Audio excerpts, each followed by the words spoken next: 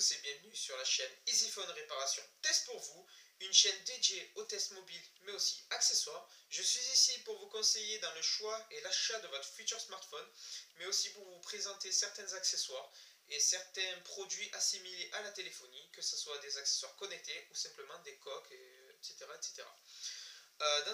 Dans cette première vidéo, je vais vous présenter la Sony Smartwatch 2. Deuxième génération de montre connectée de chez Sony, donc actuellement la concurrente de la Samsung Galaxy Gear. Je vais vous présenter au fil de ce test qui sera condensé d'une dizaine à une vingtaine de minutes l'unboxing, donc sa boîte en général, quelques petites caractéristiques, ce qu'il y aura écrit dessus tout simplement, pour ensuite passer au test plus en profondeur avec ses spécifications techniques mais aussi esthétiques, ses points faibles, ses points forts, son prix surtout. Et au final, en conclusion, vous dire ce que ça vaut vraiment. Est-ce que ça vaut le coup de la prendre ou non? Ce sera mon avis personnel, bien évidemment.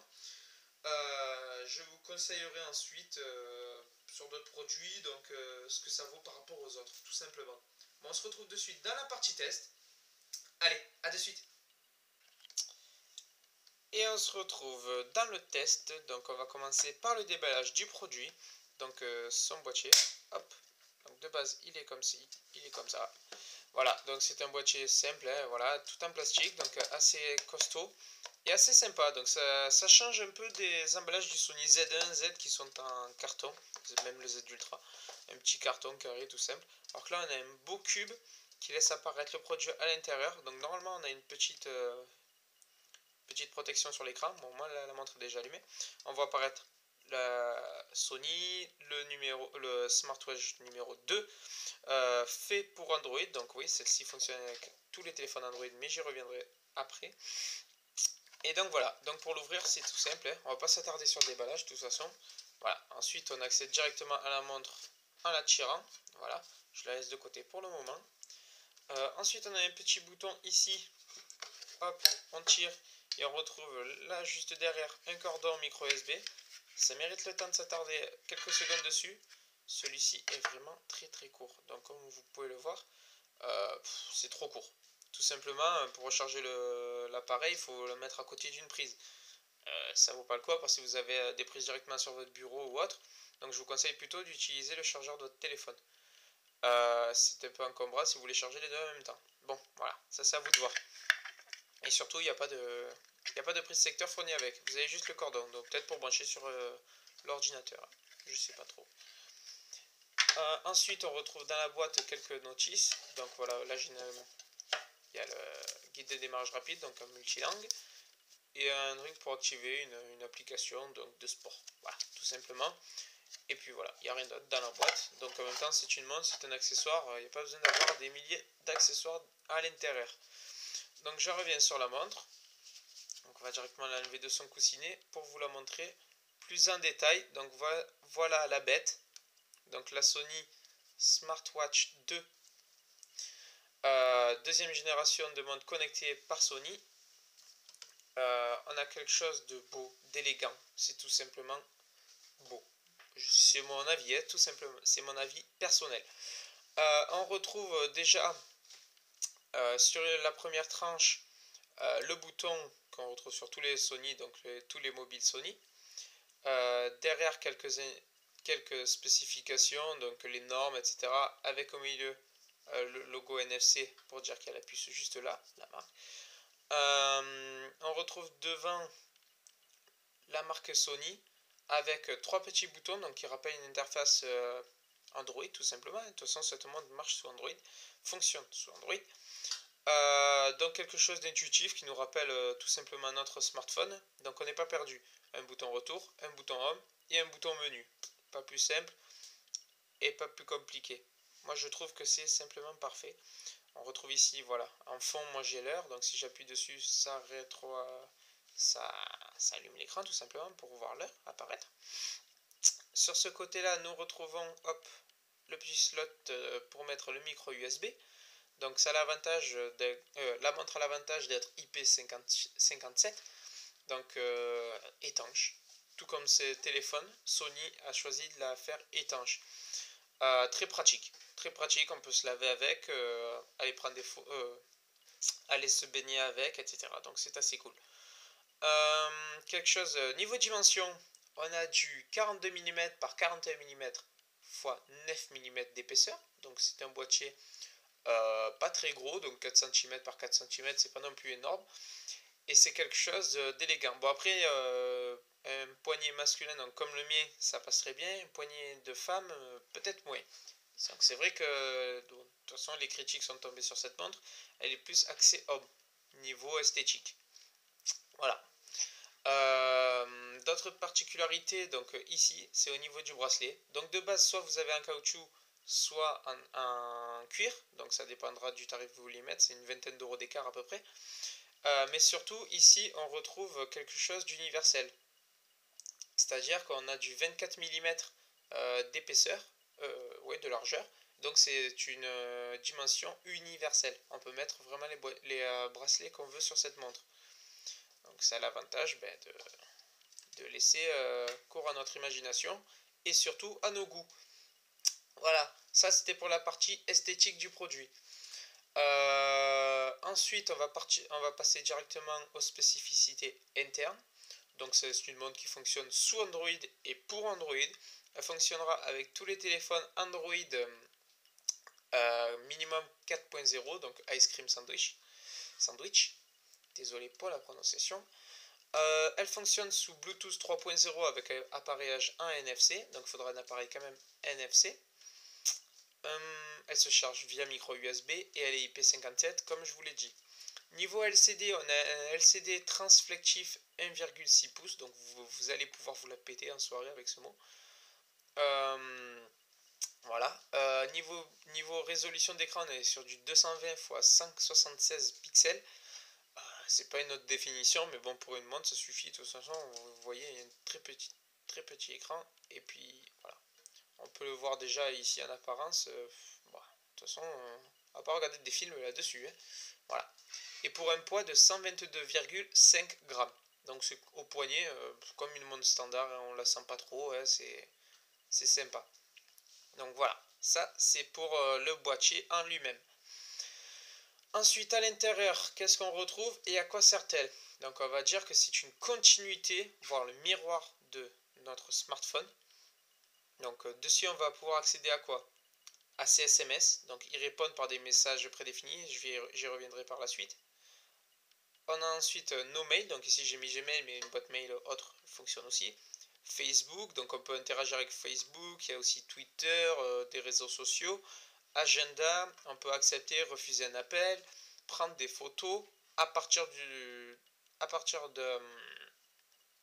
la montre, mais pas depuis la montre, enfin pas grâce à la montre, car elle n'a pas d'appareil photo comme la Samsung Galaxy Gear.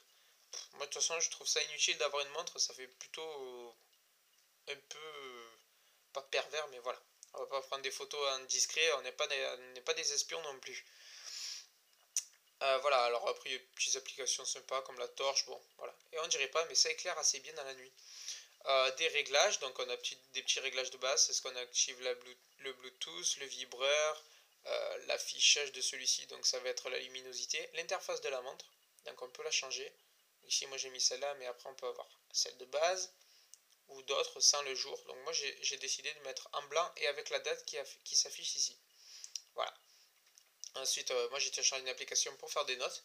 On peut faire des notes sur la montre, mais aussi des montres à partir du téléphone, comme on va envoyer directement sur la montre. Lecteur de musique, lit la musique sur le téléphone. Il n'y a pas de micro ni haut-parleur sur cette montre. Ça reste une montre. Des alarmes, voilà. Bon, après, ça, c'est des petites applications qu'il y a de base. Et ici, ce rond indique toutes nos notifications. Une application sympa, celle-ci, c'est où est mon téléphone? Tout simplement, on l'a perdu dans le canapé ou autre. Je la lance et j'ai mon téléphone qui sonne. Voilà, tout simplement.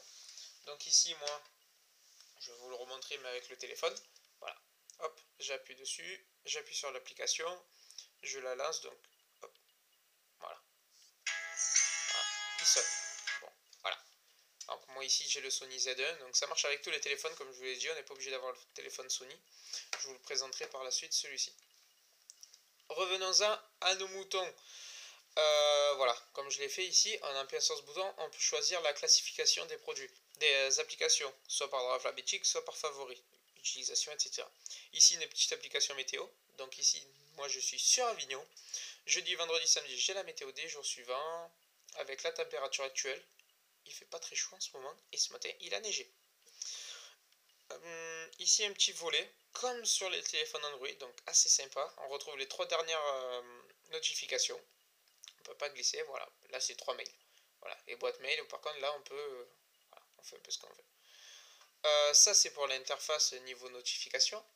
On peut, alors, pour l'instant, Sony propose déjà de base 300 applications dédiées à cette smartwatch 2. Il faut savoir qu'elles sont téléchargeables directement sur le Play Store. Je vous montrerai un petit peu comment par la suite. Et ça permet justement de pouvoir tout simplement télécharger un peu ce qu'on veut. Et surtout, des gens pourront développer des applications dédiées à cette montre. Donc j'en ai téléchargé que quelques-unes pour tester un petit peu. Mais il en existe plus de 300. Et elle rentrait à peu près, j'ai essayé vite fait, je les ai supprimées de suite. Une cinquantaine d'applications, ça passe. Je vais pas continuer ensuite. Voilà. On va venir directement sur le mobile. Donc qu'est-ce qu'il faut faire sur ce mobile? Bon, si vous avez un Sony, ça y sera déjà de base. Il faut télécharger Smart Connect. Et aussi, donc bon, c'est pas grave, faut télécharger une application, c'est Smartwatch 2, tout simplement. Voilà. Donc quand vous allez dans votre téléphone, vous allez sur Smart Connect, ils vont vous montrer tous vos appareils NFC ou Bluetooth appareillés.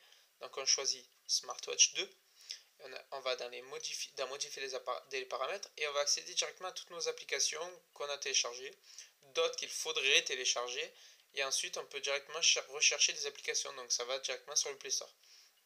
On peut ensuite les modifier. Par exemple, pour les messages, je vous ai dit tout à l'heure, on peut y répondre par des messages prédéfinis. Ici, je peux modifier ces messages et je peux rajouter des messages test. Donc là, par exemple, j'ai rajouté test et j'ai lu le texto, mais je suis sur ma smartwatch. Je te réponds plus tard. Bon, il y a un nombre de lettres défini, donc il va falloir raccourcir un peu les mots. Mais voilà, c'est surtout pour vraiment envoyer des messages rapides. Il existe une application où on peut répondre avec un clavier virtuel, mais est-ce que ça vaut vraiment le coup? Autant sortir son téléphone pour ça. C'est vraiment une extension du téléphone pour éviter, par exemple si vous êtes en réunion ou quoi, de sortir votre téléphone, vous pouvez refuser un appel ou répondre vite fait, je suis en réunion, je vous rappelle plus tard. Voilà, ça c'est pour la partie téléphone.